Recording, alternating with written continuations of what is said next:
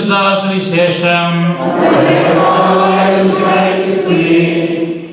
യേശു നിർദ്ദേശിച്ചതുപോലെ 11 ശിഷ്യന്മാരും ഗലീലയിലെ മലയിലേക്ക് പോയി. അവനെ കണ്ടപ്പോൾ അവർ അവനെ ആരാധിച്ചു.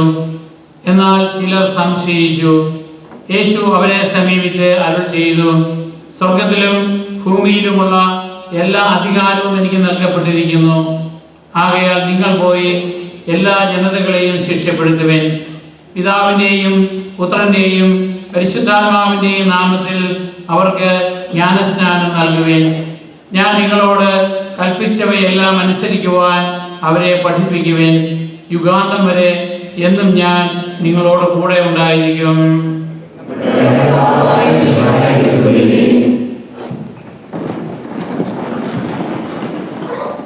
പ്രിയപ്പെട്ടവരെ, നമ്മുടെ കാരണവന്മാർ വാർദ്ധക്യ സഹജമായ അസുഖം മൂലമൊക്കെ മരണാസന്നരാകുമ്പോൾ അവരുടെ മക്കളെയൊക്കെ വിളിച്ചുകൂടി ചില ഉപദേശങ്ങളൊക്കെ നൽകും. ഞാൻ നിങ്ങളെ പഠിപ്പിച്ച കാര്യങ്ങളൊക്കെ ഓർത്തിരിക്കണം. നിങ്ങളുടെ വരും തലമുറകളും നിങ്ങളുടെ വിശ്വാസം പരിപാലിക്കണം. നമ്മുടെ കുടുംബത്തിൻ്റെ പാരമ്പര്യങ്ങളും മഹിമകളും സന്ധ്യാപ്രാർത്ഥനകളുമൊക്കെ നിലനിർത്തിക്കൊണ്ട് പോകണം. ചിലർ പറയും, എൻ്റെ മരണവാർഷികമൊക്കെ മുടക്കാതെ നടത്തണം, എനിക്ക് വേണ്ടി കുർബാന അർപ്പിക്കണം, OPC ചെല്ലിക്കണം, ഇങ്ങനെയൊക്കെ പറയാറുണ്ട്. ഈശോ ഇങ്ങനെ ചില നിർദ്ദേശങ്ങൾ തൻ്റെ 3 വർഷത്തെ പരസ്യ ജീവിതത്തിന് ശേഷം അപ്പസ്തലന്മാർക്ക് നൽകുന്നുണ്ട്. അന്ത്യത്താഴവേളയിൽ ശിഷ്യന്മാരുടെ പാദങ്ങൾ കഴുകിയിട്ട്, നിങ്ങളുടെ ഗുരുനാഥനുമായ ഞാൻ നിങ്ങളുടെ പാദങ്ങൾ കഴുകിയെങ്കിൽ നിങ്ങൾ പരസ്പരം എളിമയോടുകൂടി ശുശ്രൂഷ ചെയ്യണം. ഞാനിപ്പോൾ അനുഷ്ഠിച്ചതുപോലെ നിങ്ങൾ ഒന്നിച്ചു കൂടുമ്പോൾ എൻ്റെ നാമത്തിൽ വിശുദ്ധ കുർബാന അർപ്പിക്കണം. വീണ്ടും കർത്താവിൻ്റെ ഉദ്ധാനത്തിന് ശേഷം ഈശോ നൽകിയ ചില ഉപദേശങ്ങളാണ് നമ്മളിപ്പോൾ കേൾക്കുന്നത്. അതായത്, നിങ്ങൾ ലോകമെങ്ങും പോയി സുവിശേഷം അറിയിക്കണം. പിതാവിൻ്റെയും പുത്രൻ്റെയും പരിശുദ്ധാത്മാവിൻ്റെയും നാമത്തിൽ ജ്ഞാനസ്നാനം നൽകണം. അങ്ങനെ ഈശോയുടെ ആ ദൗത്യം ഈശോ തൻ്റെ അപ്പസ്തലന്മാർക്ക്, അവരുടെ പിൻഗാമികൾക്ക്, അവരുടെ പ്രതിനിധികൾക്കെല്ലാം നൽകുകയാണ്. ഞാൻ ചെയ്ത അപ്രേക്ഷിത വേല ലോകം മുഴുവനും യുഗാന്ത്യം വരെ തുടർന്നു കൊണ്ടുപോകുവാനും അതിന് അവർക്ക് അഷുറൻസ് കൊടുക്കുകയാണ്, ഞാൻ നിങ്ങളോട് കൂടെ ഉണ്ടായിരിക്കുമെന്നും. ഈശോ അവരോട് ഒരു മലയിലേക്ക് കൂട്ടിക്കൊണ്ടുപോയി. അത് ഗലീലയിൽ. ഈശോ കൂടുതൽ പ്രവർത്തിച്ചത് ഗലീലയിലാണ്. അവിടെ യഹൂദരുമുണ്ട്, വിജ്ഞാനീയരുമുണ്ട്. മലമുകളിൽ പ്രാർത്ഥിക്കുവാനായിട്ടും അതുപോലെ തന്നെ മറ്റുള്ളവരിൽ നിന്നും അല്പം അകന്നിരിക്കുവാനും ദൈവത്തോട്, സ്വർഗത്തോട് കൂടുതൽ അടുക്കുന്നതിൻ്റെ പ്രതീകവുമാണ്. അവിടെ ചെന്നപ്പോൾ ഈശോയെ ശിഷ്യന്മാർ ആരാധിച്ചു. അതിനു മുമ്പ് ഈശോയെ ആരാധിക്കുന്നതായിട്ട് വളരെ അപൂർവമായിട്ടേ കാണാറുള്ളൂ. എന്നാൽ കർത്താവിൻ്റെ ഉദ്ധാനത്തിന് ശേഷം ശിഷ്യന്മാർക്ക് ബോധ്യപ്പെട്ടു, ഇവൻ ദൈവമാണ്. കാരണം ദൈവത്തെ മാത്രമേ ആരാധിക്കുവാൻ പാടുള്ളൂ. എന്നാൽ ചിലർ സംശയിക്കുന്നുണ്ട്.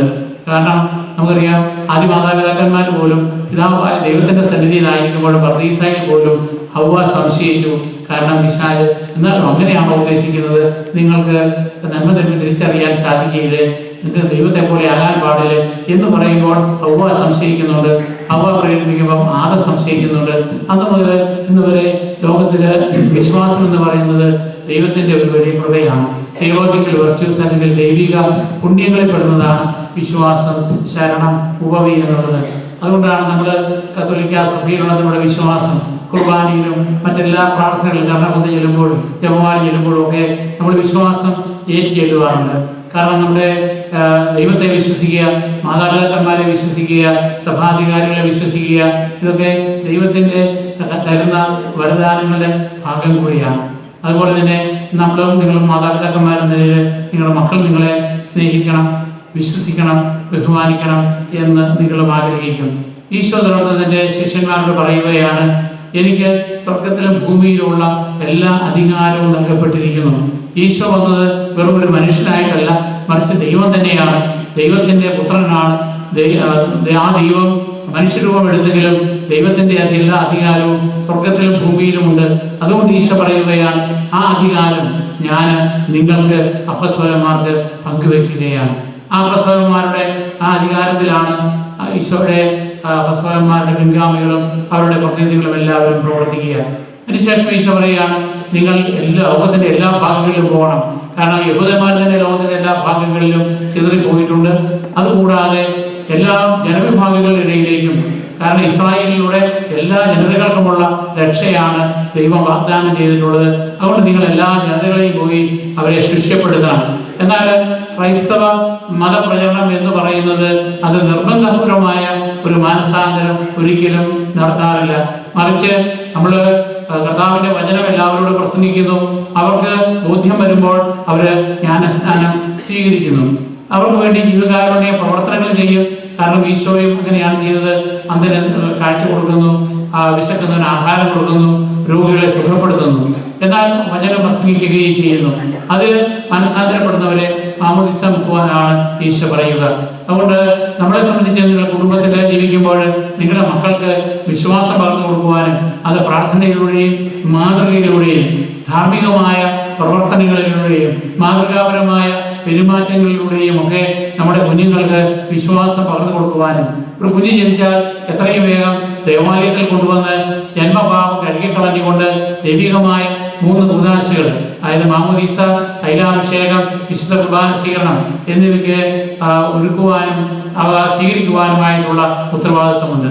അതുപോലെ തന്നെ മാമോദീസ മുക്കുമ്പോൾ പിതാവിൻ്റെയും പുത്രന്റെയും പരിശുദ്ധാത്മാവിന്റെയും നാമത്തിലാണ്. അതായത് ദൈവം ഒന്നാണെങ്കിലും ദൈവത്തിലുള്ള 3 ആളുകളുണ്ട്. ആ 3 പേരുടെയും പേരെടുത്തുകൊണ്ട് വേണം അവരെ മാമോദീസ മുക്കുവാനായി. വീണ്ടും ഈശോ പറയുകയാണ്, ഞാൻ നിങ്ങളോട് കൽപ്പിച്ചിട്ടുള്ളവയെല്ലാം പൂർത്തിയാക്കുവാനായിട്ട് നിങ്ങൾ അവരെ പഠിപ്പിക്കുക. ആ പഠിപ്പിക്കുവാനുള്ള ഉത്തരവാദിത്വം അപ്പസ്തലന്മാർക്കും അവരുടെ പിൻഗാമികൾക്കും അവരുടെ പ്രതിനിധികൾക്കും അതുപോലെ തന്നെ നമ്മൾ എല്ലാവർക്കും അൽമായ പ്രേക്ഷിതത്വത്തിൽ നിങ്ങൾ കുടുംബനാഥന്മാരെന്ന നിലയിൽ, കുടുംബനാഥകൾ എന്ന നിലയിൽ നിങ്ങളുടെ കുഞ്ഞുങ്ങൾക്കുമൊക്കെ ഈശോ പഠിപ്പിച്ച കാര്യങ്ങൾ പഠിപ്പിക്കുവാനും അവ അനുസരിക്കുവാനുമായിട്ട് നമ്മൾ അവരെ പഠിപ്പിക്കേണ്ടതുണ്ട്. എന്നിട്ട് ഈശോ പറയുകയാണ്, യുഗത്തിന്റെ അന്ത്യം വരെ ഞാൻ നിങ്ങളോട് കൂടെ ഉണ്ടായിരിക്കും. ചിലപ്പോൾ വളരെ ഭീകരമായ അവസ്ഥാവിശേഷങ്ങളിലേക്ക് മിഷണറിമാര്, വൈദികര്, സന്യസ്തരൊക്കെ കടന്നു പോകാറുണ്ട്. ഞാൻ ചിക്കാഗോയിലായിരിക്കുമ്പോൾ അവിടെ എൻ്റെ കൂടെ ചാപ്ലൻസി ജോലി ചെയ്തിരുന്ന ഒരു സന്യാസിനിയുണ്ട്. അവരെ ഗാസയിലേക്കാണ് സ്ഥലം മാറ്റിയത്. അപ്പൊ ഞങ്ങൾക്കൊക്കെ കൂടെ ഉള്ളവർക്കൊക്കെ ഭയമായിരുന്നു. സിസ്റ്റർ, അവിടെയൊക്കെ എപ്പോഴും യുദ്ധം നടക്കുന്ന സ്ഥലമാണല്ലോ. പറഞ്ഞാൽ ഞങ്ങൾക്ക് അവിടെ ഒരു കോൺവെന്റ് ഉണ്ട്. എൻ്റെ സുപ്പീരിയർ അങ്ങോട്ട് പോകാൻ പറഞ്ഞാൽ എനിക്ക് പോകാതിരിക്കാൻ പറ്റത്തില്ല. ഞാൻ മരിക്കുകയാണെങ്കിൽ മരിക്കട്ടെ, ഈശോയ്ക്ക് വേണ്ടിയാണ് ഞാൻ ജോലി ചെയ്യാൻ പോകുന്നത്. അതുകൊണ്ട് ധൈര്യമായിട്ട് ഞാൻ പോവുകയാണ്. അത് കഴിഞ്ഞ് ചിലപ്പോഴൊക്കെ ഞങ്ങളുടെ ഡിപ്പാർട്ട്മെന്റിലേക്കൊക്കെ ലെറ്റർ വരുമായിരുന്നു. പിന്നെ കമ്മ്യൂണിക്കേഷൻ ഒന്നുമില്ല, ഇപ്പോഴും ഉണ്ടെന്ന് വിചാരിക്കുന്നു. ചെറുപ്പക്കാരത്തിയായിരുന്നു, സന്യാസിനിയാണ്. അതുപോലെയാണ് നമ്മുടെ മിഷണറിമാരും ഒക്കെ വൈദികരും ഒക്കെ പല മേഖലകളിൽ പല പ്രതിസന്ധികൾക്കിടയിൽ ജോലി ചെയ്യുന്നത്. കാരണം അവർ ഈശോയ്ക്ക് വേണ്ടിയാണ് ജോലി ചെയ്യുന്നത്. എന്നെ ആരെങ്കിലും പിടിപ്പിച്ചാൽ ഈശോയെയാണ് പിടിപ്പിക്കുന്നത്. അതുകൊണ്ട് എനിക്ക് ഈശോയാണ് എന്നോട് കൂടെ ഉണ്ടായിരിക്കുന്നത്. അതുകൊണ്ടാണ് സിസ്റ്റർ റാണി മരിയ ഉൾപ്പെടെ രക്തസാക്ഷിത്വത്തിന് തയ്യാറായത്. അതുകൊണ്ട് ഈശോയുടെ പ്രതിനിധികളായിട്ട് നമ്മുടെ കുടുംബങ്ങളിൽ നമ്മുടെ കുഞ്ഞുങ്ങളെ പരിശീലിപ്പിക്കുവാൻ, അതുപോലെ തന്നെ നമ്മുടെ ഇടവക സമൂഹത്തിലും അതുപോലെ തന്നെ നമ്മുടെ ജോലി സ്ഥലങ്ങളിലും ഒക്കെ ആ ഈശോയുടെ പ്രതിനിധികളായിട്ട് സേവനം ചെയ്യുവാനും ബഹുമാനിക്കേണ്ടവരെ ബഹുമാനിക്കുവാനും നമുക്ക് പരിശ്രമിക്കാം.